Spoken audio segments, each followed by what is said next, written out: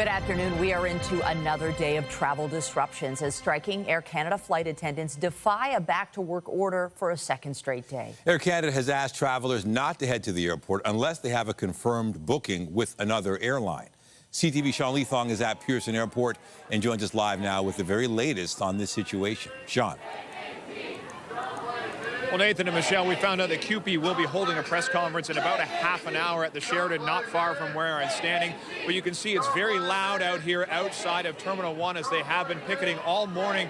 And the big chant that we're hearing right now is "Don't blame me, blame AC." They're referring to Air Canada since that CUPE went on strike early on Saturday morning and then defying that back-to-work order coming from Jobs Minister Patty Hajdu and saying that this is what they need to do in order to get a good contract, and that contracts should be decided at the table. As we know, the union rejecting the government's order to enter into binding arbitration. One of the main reasons the union had talked about that is because once a deal is done through binding arbitration, the workers you see behind us aren't able to vote on that contract. Many of the people here talking today say they want the opportunity to vote on their contract. As we know, CUPE had over a 99% in favor of a strike vote a couple of weeks ago. And as you can see, just a few of the 10,000 flight attendants from across the country are picketing today, but they seem to have a lot of support as there are a lot of horns honking. Now, inside, it's a much different story. Very quiet, of course, at the Air Canada counter because we know those flights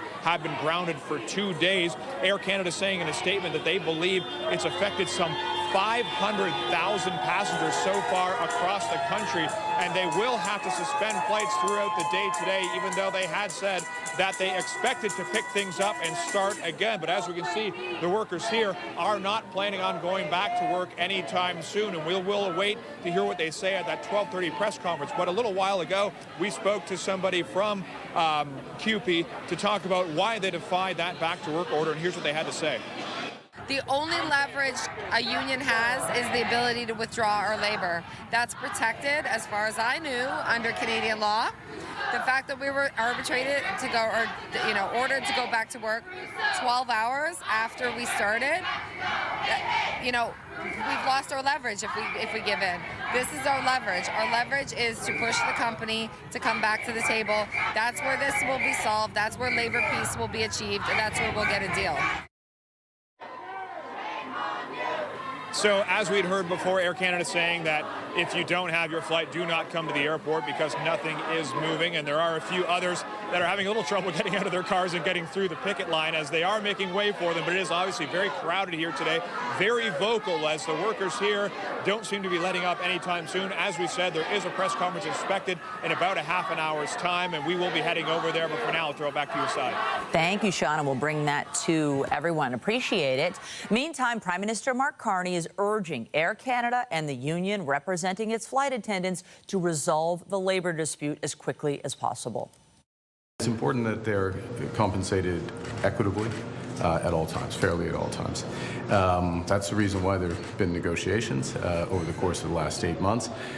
It is disappointing that those negotiations did not come to an agreement, and it was the judgment of both the union and the company that they were at an impasse. That's not my judgment, it's their judgment. And so we are in a situation where literally hundreds of thousands of Canadians and visitors to our country are being disrupted by this action. Still to come, Premier Doug Ford met with the Prime Minister in Ottawa today. We'll have more on their discussion a little later in the newscast. But first, it's been a deadly start to the week on the roads as a pedestrian's been struck and killed in Brampton. A woman was hit by a pickup truck in the area of Countryside and Airport Roads. Allison Hurst has been following the investigation. She joins us live from the scene this hour. Allison. Michelle, I just spoke with Peel Police, and they're telling us that they believe the victim is a woman in her 40s. They couldn't tell us where the actual collision happened, if it was in the intersection or just beside it, but the scene that they're looking at is close to the intersection here just behind me. It happened just after 7 o'clock this morning when police say a pickup truck collided with a pedestrian in the area of Countryside Drive and Airport Road in Brampton. The woman was taken to a local hospital but was pronounced dead at hospital. The driver remained on scene scene, and police say he has been cooperating with investigators. Police say the woman was alone at the time of the crash. Now, officers are asking anyone with any information or if they have any dash cam footage to contact them, and they expect that this intersection will remain closed for at least the next 30 minutes or so. They're just waiting for a flatbed pickup truck to come and get the pickup truck and take it out of the area. Reporting live, I'm Allison Hurst. Back to you in studio. Thanks, Allison. A man in his 20s is fighting for his life following an early morning shooting in Scarborough. Police were called to the area of Danforth Road and Midland Avenue just before 12:30 a.m. for reports of gunshots near an apartment building.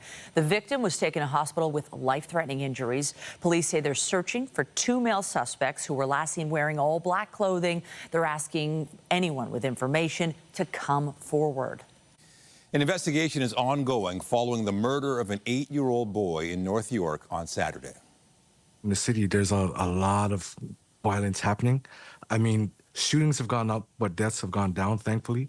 But for a boy to be shot in their home right beside their mother, that's supposed to be the safest place that you can be. And it really speaks to what's happening within the city right now. 8-year-old Jave Roy was struck and killed by a stray bullet while sleeping in an apartment on Martha Eaton Way near Black Creek and Trethewey early Saturday morning. Police say suspects were firing towards a playground in the area. They're asking anyone with information to come forward. A motorcycle rider is fighting for their life in hospital following a collision in the city's West End. Police say the motorcyclist was struck by a fire truck near Shepherd Avenue West and Jane Street this morning. CTV's Janice Golding has been following the investigation. She joins us live with more. Janice.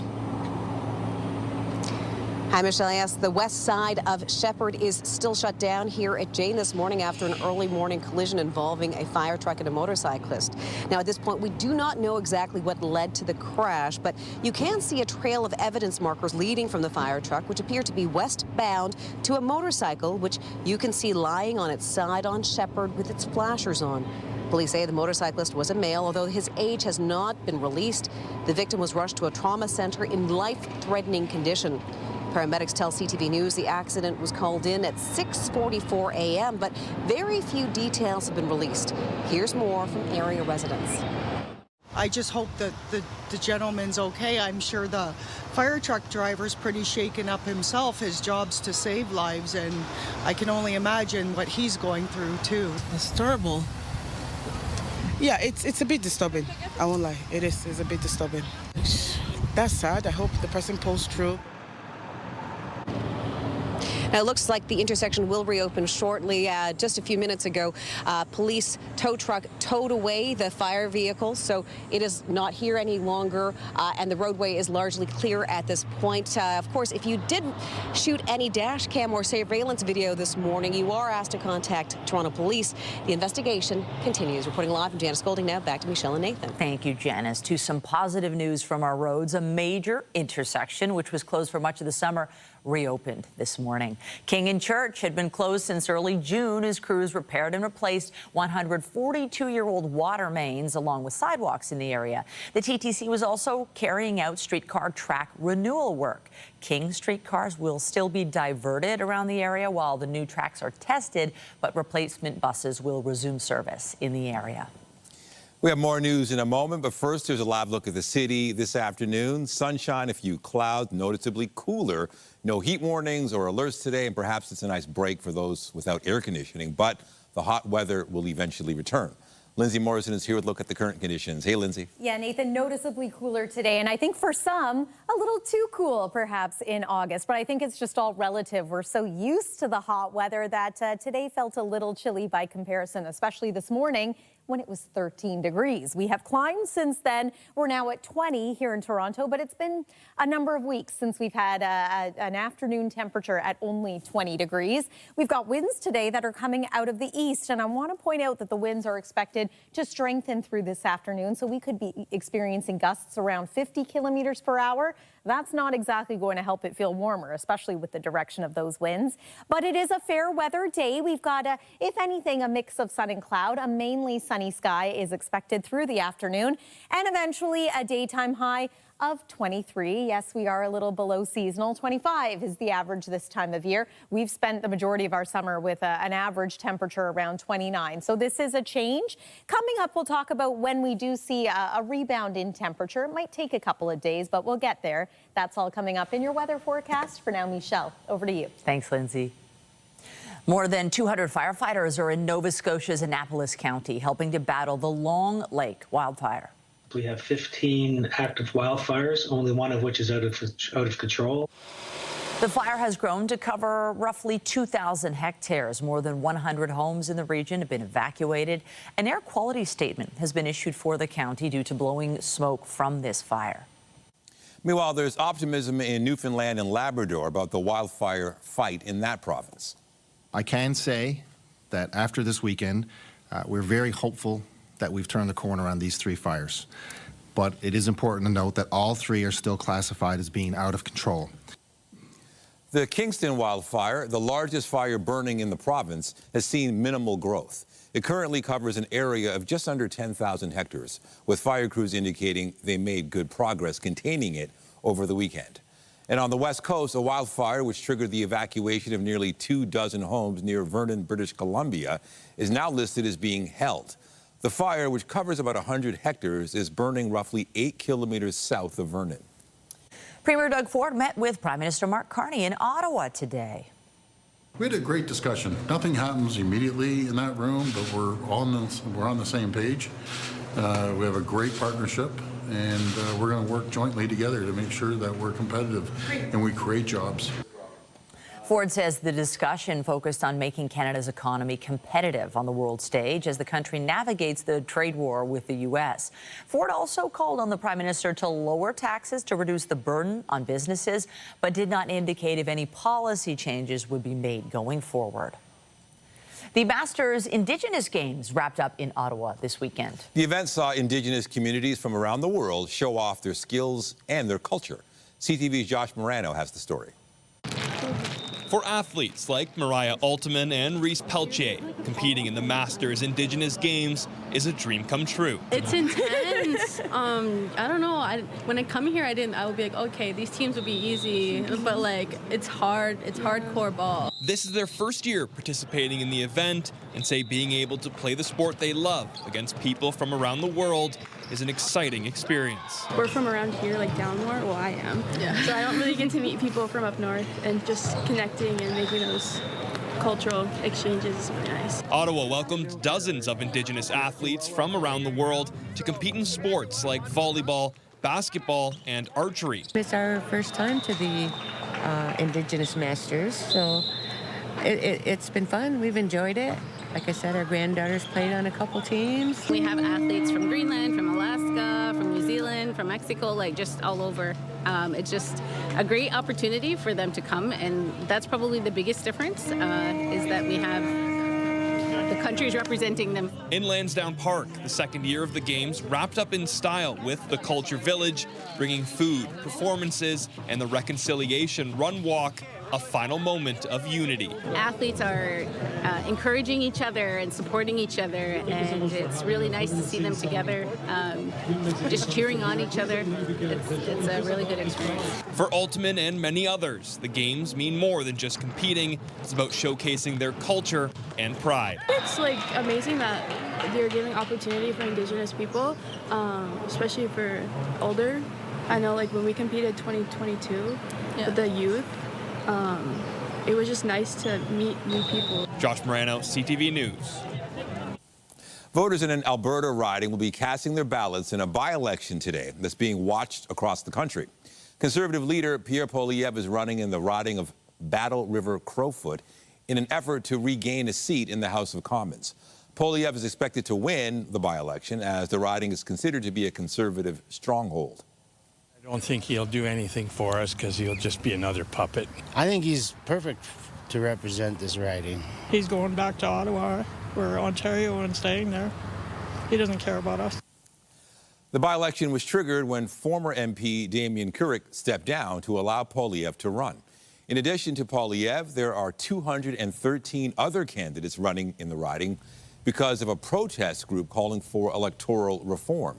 That means voters will have to write in the name of their preferred candidate rather than checking a box.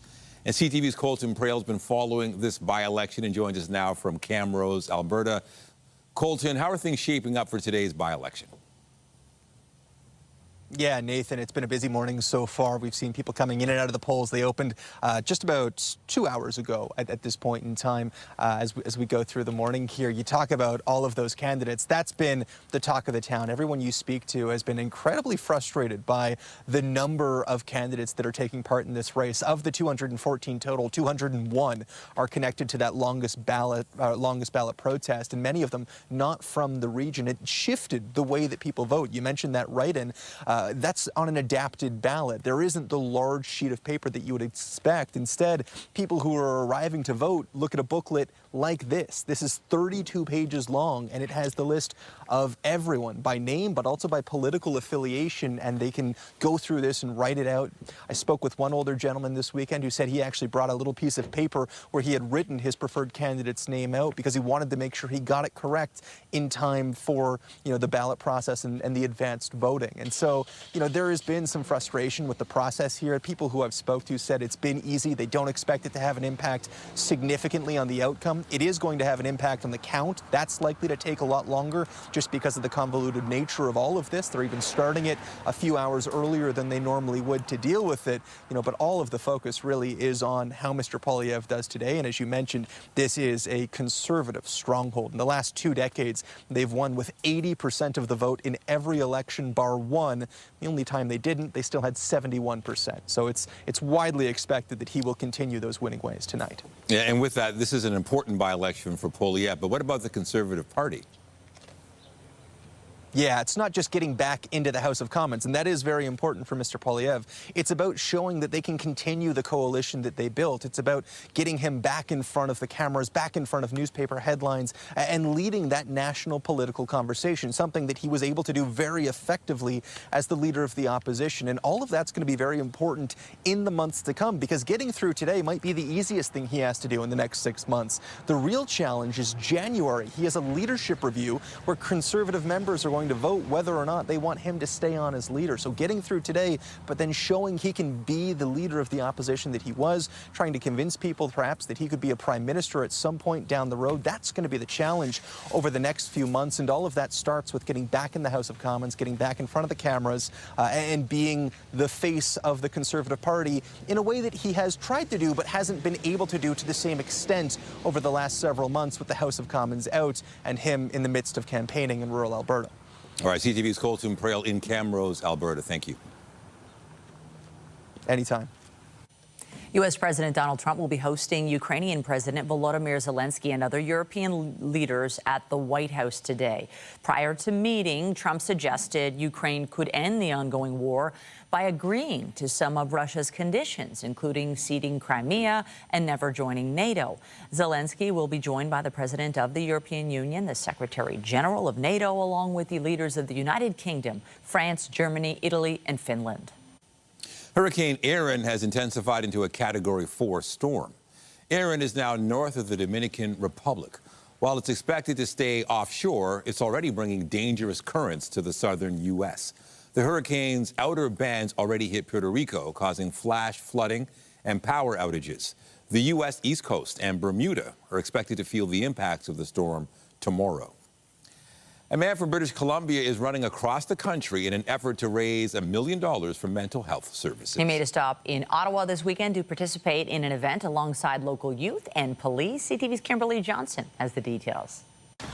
Sachin Laddie says running saved his life. I was struggling a great deal about 5 years ago with my mental health. Ended up having a major depressive episode, so it all kind of came to a head. The former border service agent from BC says by running, he was able to find purpose. Running for me is community connection and movement. So I'm moving, I get to connect with people, and I get to create a community around me. Now he's running across the country, aiming to raise awareness and $1 million for mental health initiatives. The journey from BC to Newfoundland is done by running an ultra marathon a day. That's 50 kilometers every day. I think the mental health crisis that Canadians are feeling right now is an existential crisis. So I think it's extremely important that we talk about it, that we do something about it, and that we engage community with it. According to Statistics Canada, nearly 1 in 5 people over the age of 15 experience mental health issues. Getting them to be active helps them with school, helps them with relationship. On Sunday, Laddie was joined by youth and members of the Ottawa Police Service running 5 kilometers in the nation's capital. Randy Gill is with Their Opportunity. It's one of the charities Laddie is raising money for, which creates programs for underserviced youth to join athletic programs. It's important for us to get the word out how important physical health and well-being is as much as mental health and well-being. It's connected. Ottawa Police Deputy Chief Paul Burnett says this advocacy work is vital for first responders. We're running towards danger when others are running away. So managing that on a daily basis can be a struggle for our members. 63 days in, the journey leaving an impression. It's truly inspiring. To be honest, I could never do that, but to have somebody who cares so much about others' mental health, it's great to see. The entire journey is expected to take more than 80 days. People are struggling every single day. This is super important, and we're not stopping. Kimberly Johnson, CTV News.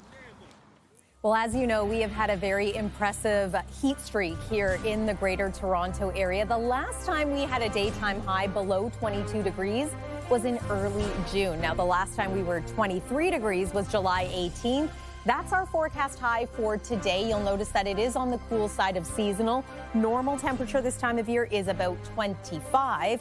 We're going to see a bit of a temperature rebound this week, but I must say all signs point to a slightly cooler end to the month of August. We'll take you through the long-range forecast and talk about possible wet weather starting tomorrow. That's coming up after the break. When you see it happen, send it to CTV News.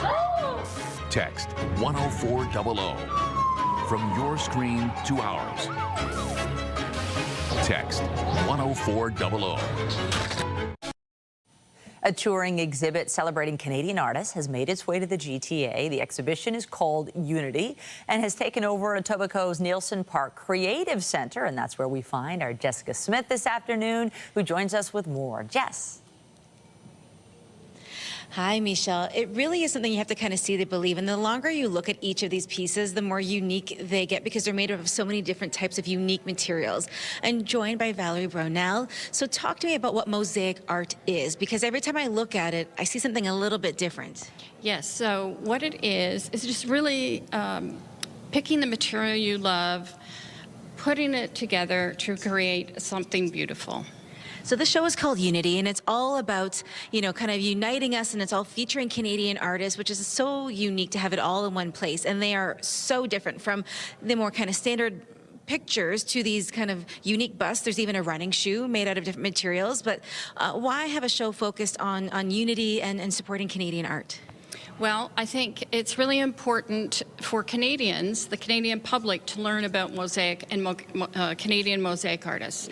There are some artists in this show that are internationally known, but not known here in Canada. So we really want to promote Canadian mosaic artists.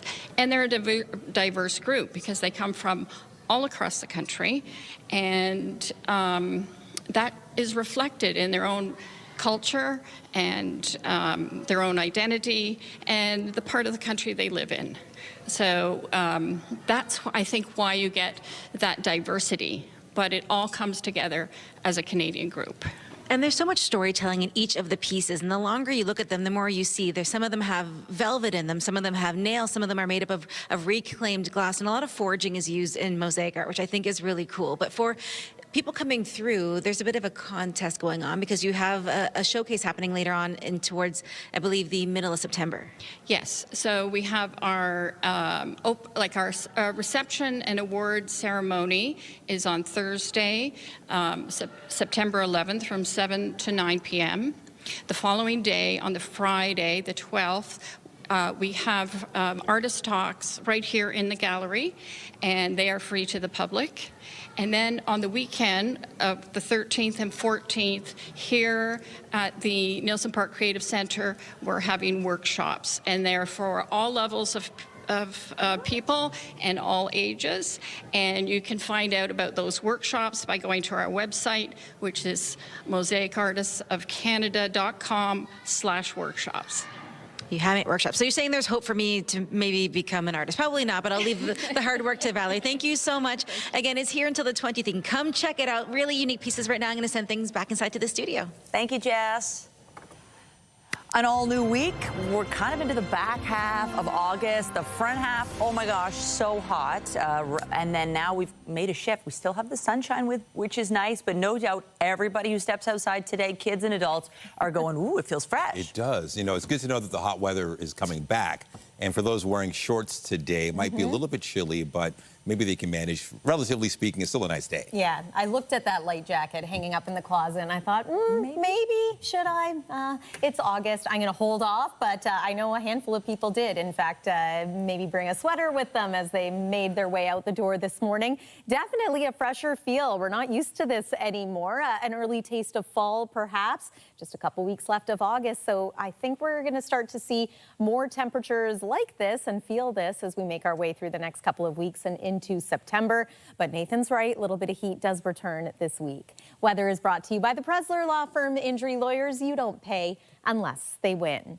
Beautiful start to the day today. Look at that sunrise. Not bad for a Monday. That's a pretty spectacular view to kick off yet another week. And for kids off school, this is, I believe, the second last week before we head back to class. So let's make the most of it today. We did talk about Hurricane Erin in the newscast. Just want to show you the track of this currently Category 4 hurricane. It does look as though it's going to veer and remain offshore off the coast of North America. I know parts of Atlantic Canada could really use some rain with the wildfires they've been battling there.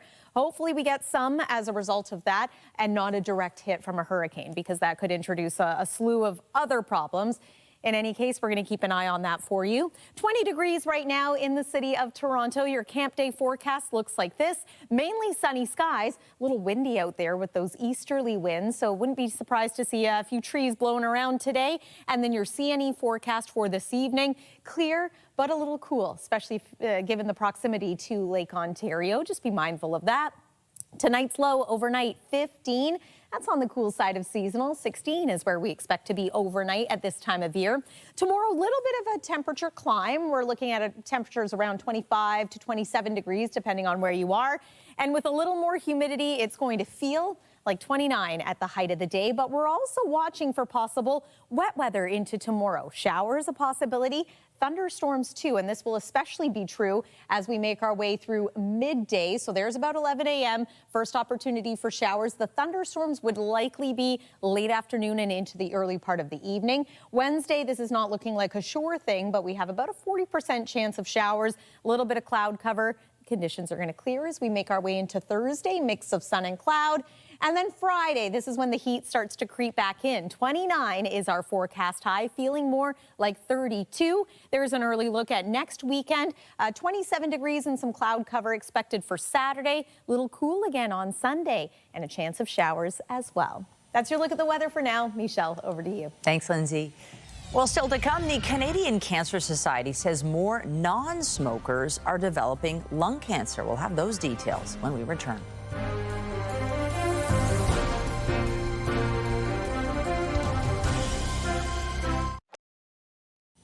Recent drownings across the country are offering a tragic reminder of the importance of water safety. The family of two siblings who drowned in Dryden, Ontario last month are calling for mandatory swimming lessons for young children. CTV's Alex Carpa has the story. They were really close. He loved his little sister. July 30th, 2025 was a day Stacey Grant will never forget. That phone call, I replay it in my head every day. I don't get it. It doesn't make any sense. It should never have happened. 15-year-old Caden Grant and his 12-year-old sister Jocelyn drowned in the Wabigoon River in Dryden, Ontario. Stepmother Heather Dodd says Jocelyn fell in first. When she submerged, her brother, who also did not have very strong swimming skills, went in after her to try to rescue her. And unfortunately, he succumbed to the water as well. Approximately 460 people fatally drown in Canada each year. This according to the Life Saving Society of Canada, and over 50 of those are children under the age of 14. To combat this, the family is launching a foundation called Water Wings. It's aimed at raising awareness about the importance of water safety for school-aged children. Grandfather Michael Williams is now petitioning Ontario Premier Doug Ford to bring swimming lessons back into the elementary school curriculum. The problem is that it's being offered only as an opt-in basis, whereas I think it should be the other way around. It should be opt-out. So it should be a negative option. So schools have to do it unless they have a valid reason why they can't do it. Heather says she will do anything she can to bring forth awareness. You don't want to be in our position. You don't want to ever feel what we feel. Stacey, Heather, and Michael are hoping their family's story will help prevent future tragedies so others won't have to go through the same grief they are currently experiencing. Alex Carpa, CTV News, Winnipeg. Doctors are reporting seeing a growing number of non-smokers developing lung cancer. The Canadian Cancer Society estimates a quarter of people living with lung cancer have never smoked. The society says exposure to radon is the #1 cause of the disease among non-smokers. Health Canada says the gas is present to some degree in every home and urges Canadians to check levels with a radon test kit. Secondhand smoke and air pollution are also risk factors. We have breaking news. CUPE is providing an update on the Air Canada flight attendant strike. Let's listen in live. One of Canada's most profitable companies is using every tool at their disposal to impose poverty wages and to crush our members' charter rights. Our members' only goal is to be paid for their time at work. I want to begin by speaking directly to the Canadian public and the uncertainty and the chaos that you're experiencing.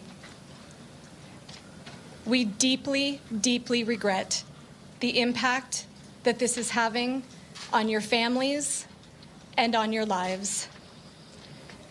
Our fight is not with you. We do not want to be here. Our flight attendants certainly do not want to be here.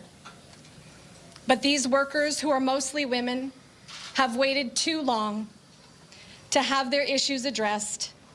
They have been subject to unfair treatment and exploitation every day on the job for far too long. They have waited over 10 years to have their voices heard. They waited through COVID, they waited through record high inflation, and this is their moment to bargain. And now, after 9 months of Air Canada stonewalling negotiations, the federal government's decision to take away their right to have a say in their future is simply not something that we are able to support. In good conscience, we cannot look away while this happens. We cannot and we will not turn our back on these workers. We will not turn our back on these women. The pathway to a resolution here is through a negotiated settlement at the bargaining table. That is where our focus will be.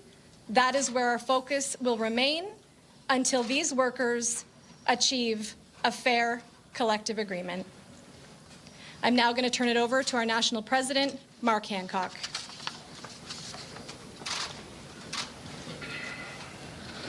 Well, thank you very much, Candace, and good afternoon, everybody. My name is Mark Hancock, and I'm the national president of CUPE, the Canadian Union of Public Employees. I want to begin with a passage that I think speaks volumes to the moment that we're in right now. The right to strike is not merely derivative of collective bargaining. It is an indispensable component of that right. That's from Supreme Court Justice Rosalia Bella in 2015, when she upheld the charter rights of workers in this country to withdraw their labor.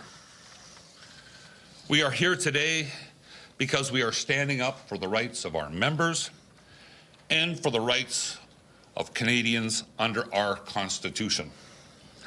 The right to free collective bargaining, including the right to strike, is a fundamental right that is protected by our Charter. It is an essential part of collective bargaining and for workers to have a say in their collective future. These rights have to mean something.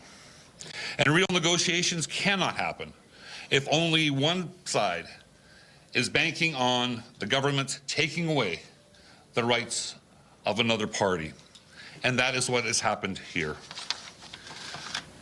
We are here because of Air Canada, a company that clocked $3.5 billion in profit in the past few years, and a company that thinks simply paying workers for their time on the job is too much to ask.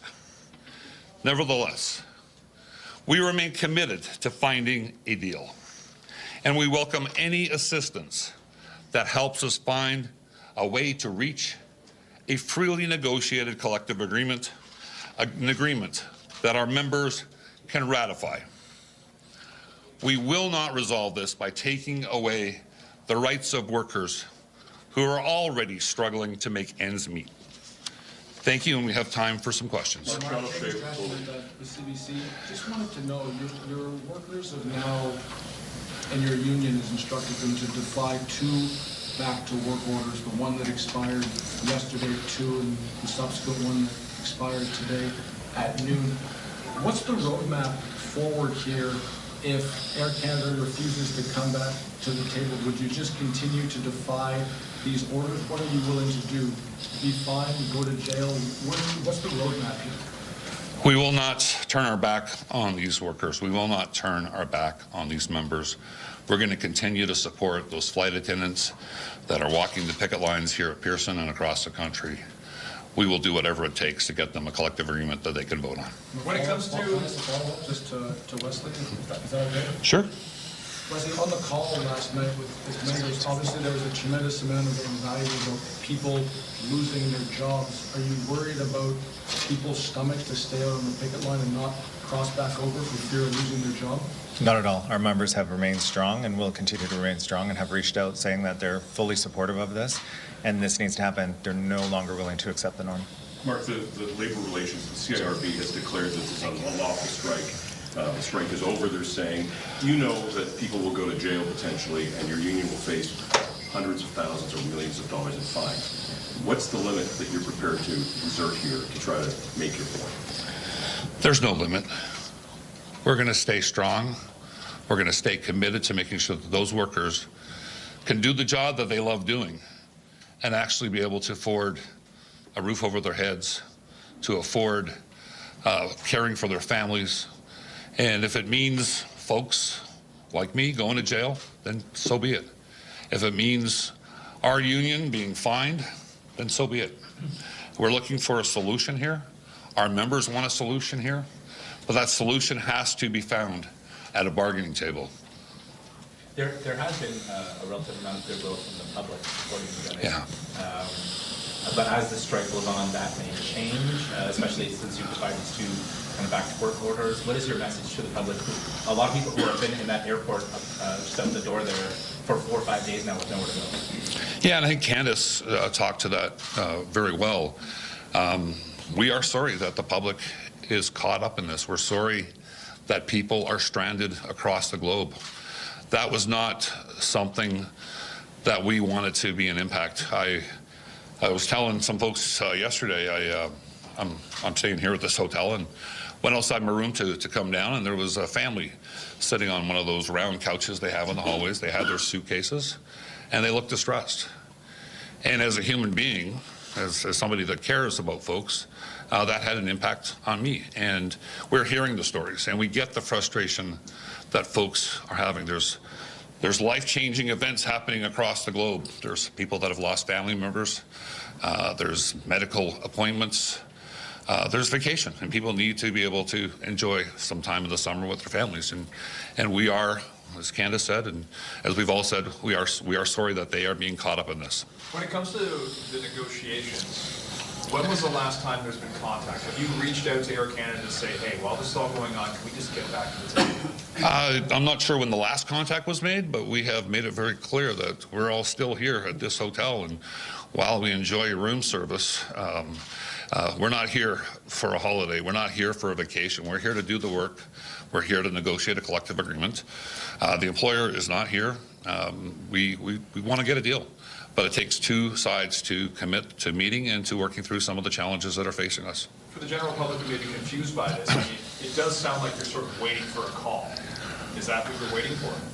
Not necessarily waiting for a call, waiting for something for the employer to show up and say they're ready to bargain. Would it be worth calling and say, hey, let's I believe there has been some. We have reached out to the employer. I think Wesley did that today or last night. So we. And what was the response? I don't know. Wesley, do you want to talk to that? There's been no response from the employer. No response. Nothing. When was the last time negotiations were actually happening at the table? That would have been Friday night. Friday night. For the sake of the broader labor movement, and you kind of alluded to it answering Sean's question, there's no turning back here for you guys. Is that how you see it? Like this is something that you need to see to the end, either solution to the resolution at the bargaining table, or just an unending defiance of the law. One or the other. None of us want to be in defiance of any law. That's not our. I'm trying to answer the question. None of us want to be in defiance of the law, but as we've said repeatedly, we're going to stay committed to those workers that are walking the line. You know, the employer has, or the government has said that we should go to binding arbitration. And binding arbitration is sometimes a solution that some unions will work. We're already in the courts on 107.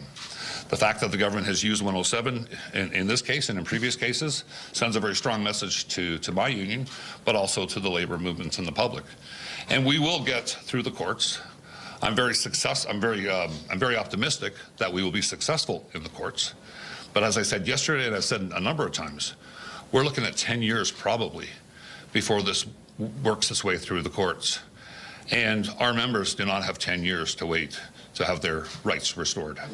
Did you prepare any consequences? We're listening to an update on the Air Canada flight attendant strike by CUPE, and what they're saying is they want to be paid for time at work. Earlier they said that they had a message to Canadians that they're deeply regretting the impact of this strike, but the fight is not with you. But they say that their employees, and predominantly women, are being exploited, and they cannot support back-to-work legislation. They say that they want a negotiated deal, not binding arbitration, and right now no talks are scheduled. CUPE says that they will continue to defy back-to-work legislation regardless of the price. And the main sticking point is the union wants to get paid for ground duties like many flight attendants in the U.S. We'll give you the very latest on this on CTV News at 5 and 6. And online at ctvnewstoronto.ca. Still to come, Stats Canada is set to publish its July inflation data tomorrow. We'll have more on the impact of U.S. tariffs on the Canadian economy when we come back.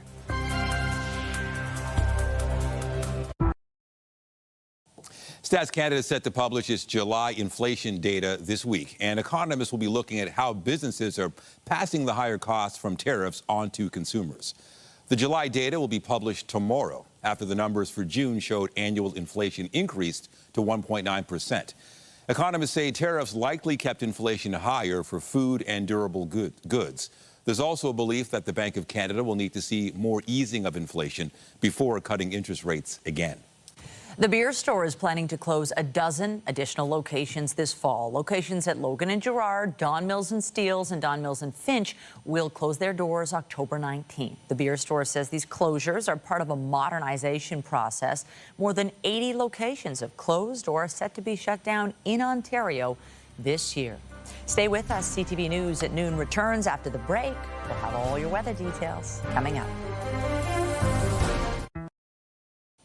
It was a relatively quiet weekend at the box office, with last week's top films staying the course.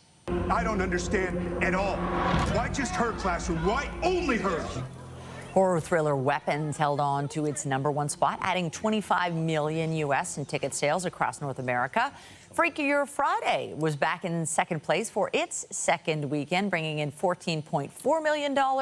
Action comedy Nobody 2 was able to get onto the podium with its debut, staging third with $9.3 million.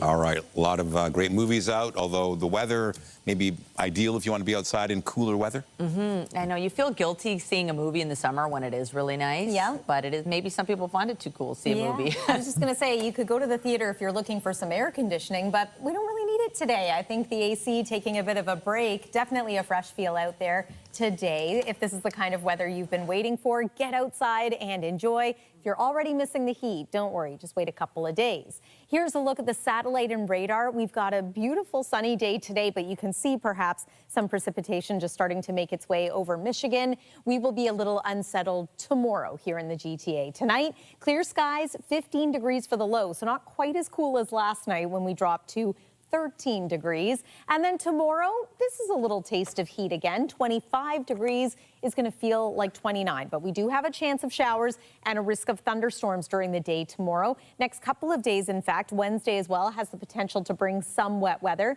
There's your forecast for the CNE over the next 3, and then your 7-day forecast looks like this. A look ahead to next weekend, or let's say Friday, back up around 29 degrees. Nathan and Michelle. All right. Thank you, Lindsay.